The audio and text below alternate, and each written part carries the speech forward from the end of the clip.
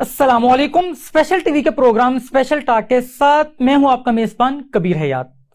ناظرین، جیسا کہ آپ جانتے ہیں ہر پروگرام میں ایک نئے مہمان کے ساتھ ایک منفرد ٹاپک لیے آپ کی خدمت میں حاضر ہوتے ہیں. آج جس موضوع پر ہم بات کریں گے بہت اہمیت کا حامل ہے کہ ہمارے معاشرے کے اندر طلاقوں کی شرح میں مسلسل اضافہ ہوتا چلا جا رہا ہے. وہ کون سے قوانین ہیں جن کو اپنا کر خواتین اپنے آپ کو محفوظ بنا سکتی ہیں؟ یہ سب اور بہت کچھ آج کے اس پروگرام میں ہم جانیں گے. طلاق کی وجوہات کیا ہیں، قوانین کس انداز کے اندر خواتین کو سپورٹ کرتے ہیں اس تمام تر معاملات کے اندر، یہ تمام تر چیزیں آج کے پروگرام میں ہم ڈسکس کریں گے. ہمارے درمیان موجود ہیں ویڈیو لنک کے ذریعے ایڈوکیٹ اقصیٰ ارشد. آپ لاہور ہائی کورٹ سے بلونگ کرتے ہیں اور لاہور ہائی کورٹ میں ایز اے ایڈوکیٹ آپ سروسز دے رہی ہیں. میں انتہائی مشکور ہوں کہ آپ نے اپنا قیمتی وقت دیا. السلام علیکم. First of all thank you so much, آپ نے مجھے انوائٹ کیا اور اتنے سینسٹیو ایشو کے لیے آپ نے مجھے انوائٹ کیا، اس کے لیے.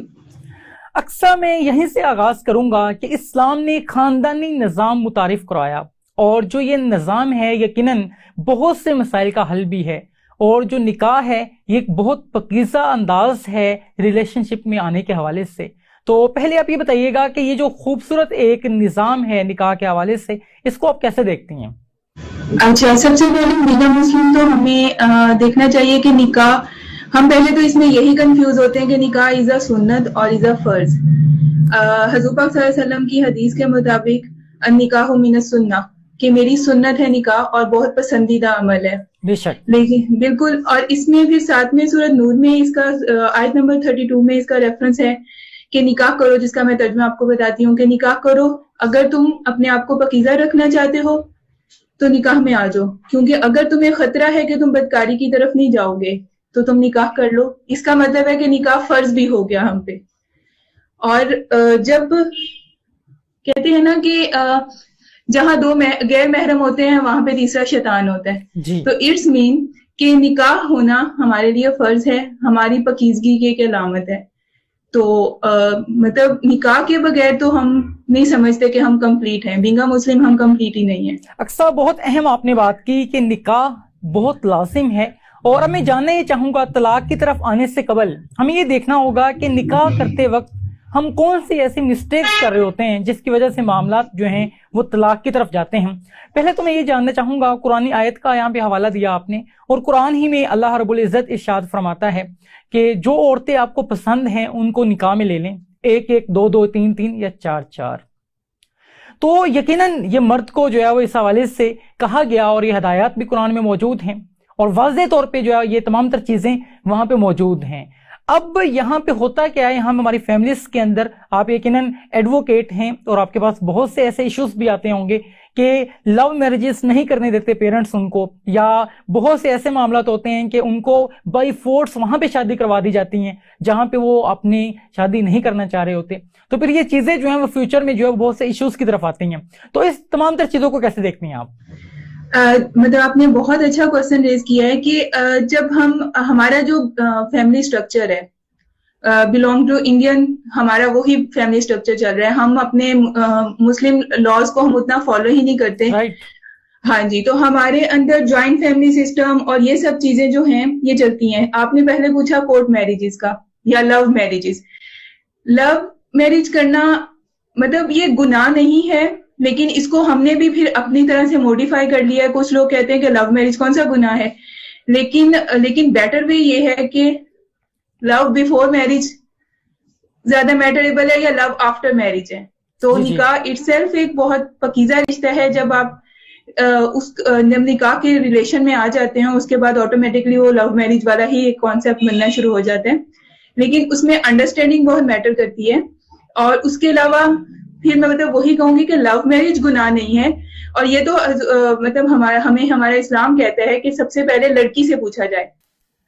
اسلام ہمیں کہتا ہے کہ سب سے پہلے جو فریقین ہیں ان سے مشاورت کی جائے اور اس کے بعد ڈیسیژن لیا جائے. اور قرآن میں واضح طور پہ ہدایات موجود ہیں کہ آپ کس انداز کے اندر نکاح کی طرف جائیں گے. اور فَانکِحُوا مَا طَابَ لَکُم، اس آیت کے اندر اللہ رب العزت نے واضح طور پہ بتا دیا کہ آپ جو ہے وہ نکاح کے لیے کس انداز کی طرف جا سکتے ہیں. تو اس انداز کو اپنانا بہت لازم ہے. اور ایڈوکیٹ اقصیٰ ہمارے درمیان موجود ہیں. بڑے مدلل انداز میں وہ اس حوالے سے گفتگو کر رہی تھی. تو یقیناً یہ تمام تر جو چیزیں ہیں، ان تمام تر چیزوں کے اوپر ورک آؤٹ کرنا اور یہ تمام تر چیزوں کو پہلے سے ڈیزائن کرنا تاکہ اس طرح کے ایشوز جو ہیں وہ کریٹ نہ ہو. تو ان تمام تر چیزوں کو بہتر کرنے کے لیے ہمیں کور جو ریڈنگز ہیں وہ کرنا ہوں گی، ہدایات جو اسلام میں موجود ہیں ان کو دیکھنا ہوگا، اور پھر ہم ایک اسلامی معاشرہ جب ترتیب دیں گے تو بہت سے جو معاملات ہیں اس طرح کے ان سے ہم نکل آئیں گے. طلاق کی جو شرح ہے لاہور جو ہے وہ پاکستان کی تمام سٹیز کے اندر اس حوالے سے بہت زیادہ کروشل ہے کہ یہاں پہ بہت زیادہ طلاقیں جو ہیں وہ ہوتی چلی جا رہی ہیں. میم میں اب آپ سے یہ جاننا چاہوں گا کہ یہاں پہ ہماری کو ایجوکیشن کی وجہ سے بہت سے ایسے معاملات ہوتے ہیں کہ جو ایجوکیشن کے دوران جو اسٹوڈنٹس ہیں وہ گروپ سٹڈیز کے دوران یا اور بہت سے معاملات کے دوران جو ہے ڈسکشنز کرتے ہیں، اور یہ تمام تر چیزیں ہیں. اس کے بعد جب وہ وہیں پہ جو محبت کا آغاز ہوتا ہے اور پھر جب وہ لو میرج کی طرف جانا چاہتے ہیں تو پیرنٹس کا پریشر آتا ہے، سوسائٹی کا پریشر آتا ہے، اور اس کی وجہ سے جو نوجوان ہیں جنہوں نے اس ملک کے اندر بہت بہترین انداز میں پرفارم کرنا تھا وہ انہی چکروں کے اندر پس کے رہ جاتے ہیں اور اچھے انداز میں پرفارم نہیں کر پاتے ہیں. تو ان تمام تر چیزوں کو کیسے دیکھتی ہیں آپ؟ آپ نے اچھی بات کی ہے یہ کہ جو لو میرج، ایکچولی نا جو لو میرج ہے ہمارے پاس اس کا کانسیپٹ ہی ٹھیک نہیں ہے. اب اگر ہم لو میرج کو as a Islamic point of view سے دیکھیں کہ حضور پاک صلی اللہ علیہ وسلم نے لو میرج حضرت خدیجہ رضی اللہ تعالیٰ عنہ کے ساتھ ان کی لو میرج تھی. اس کی لو میرج کو مطلب اس کی روٹ کاز کیا تھی؟ ان کو ان کی تجارت اچھی لگی اور حضرت خدیجہ رضی اللہ تعالیٰ عنہ نے خود ان کو پرپوز کیا. ہمارے لیے پہلی پوائنٹ یہ عادت ہے کہ اچھا لڑکی والے یا لڑکی خود کیوں پرپوز کرے ایک لڑکے کو، ہماری مینٹیلٹی یہ ہے. دوسری بات ہے کہ اگر لڑکی ایج میں بڑی ہے تو وہ کیسے ایک لڑکے کے ساتھ سروائیو کرے گی، یہ دوسرا پوائنٹ آ جاتا ہے. اور اس کے بعد ہماری لو میرجز تھوڑی سی ڈفرینٹ ہو گئی ہیں، مطلب ظاہر ہے ہمارے اپنے اس کے اندر جو کلچرل ایشوز ہیں وہ بھی ہیں، جس کی وجہ سے پھر جو ہمارے اسٹوڈنٹس یا ینگ جنریشن ہے اس کو پھر رانگ سائڈ پہ اس کو کراس. یہاں پہ قطع کلامی کی معذرت میں آپ سے یہ بھی جاننا چاہوں گا کہ جدید دور کے جدید مسائل ہیں، جیسے ہم دیکھتے ہیں کہ کو ایجوکیشن ہے، اور کو ایجوکیشن کے اندر یقینی سی بات ہے ہم سمجھتے ہیں کہ ہم مجبور ہیں، اور ہمارا ایجوکیشنل جو سسٹم ہے وہ ایسا ہے کہ الگ جو تعلیم کا نظام ہے اس کو متعارف نہیں کروایا جا سکتا اس سچویشن کے اندر کہ ہم ایک انڈر ڈیولپنگ کنٹری سے بلونگ کرتے ہیں.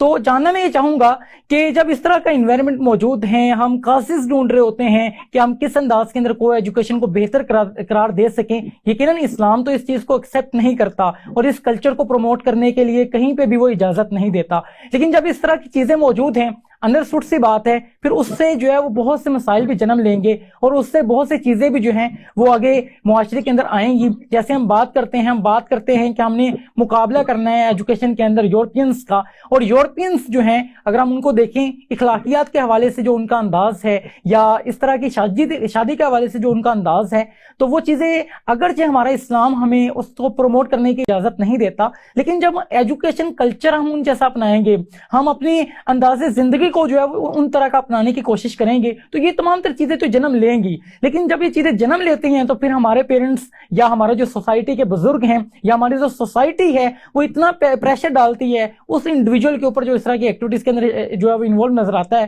یقیناً یہ ریئلٹی سے بہت بلونگ کرتی ہیں تمام تر چیزیں، اور جو لوگ اس وقت یہ پروگرام دیکھ رہے ہیں یقیناً اس پروگرام کے اندر ان کے جو دل ہے اس کے جو حالات ہیں وہ بیان کیے جا رہے ہیں. تو جاننا چاہوں گا کہ ان چیزوں سے کیسے نکلا جا سکتا ہے. دیکھیں ابھی ہم نے ایجوکیشن کی بات کی، ظاہر ہے اس کو تو ہم چینج نہیں کر سکتے، وہ تو ہمارے روٹس میں آ چکا ہے کو ایجوکیشن اور یہ سارا کچھ. لیکن ایک مجھے یہاں پہ ایک بات